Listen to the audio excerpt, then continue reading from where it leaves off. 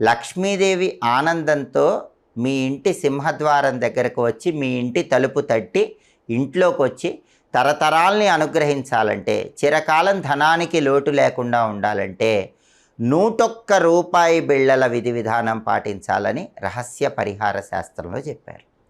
ఈ 101 రూపాయి బిళ్ళల విధి విధానం ఏంటంటే, ఎప్పుడైనా శుక్రవారం రోజు మీ ఇంట్లో పూజా మందిరంలో లక్ష్మీదేవి చిత్రపటం ముందు ఒక రాగి పళ్ళెం కానీ ఇత్తడి పళ్ళెం కానీ పెద్దది ఉంచి దానిలో 101 రూపాయి బిళ్ళలు ఉంచండి.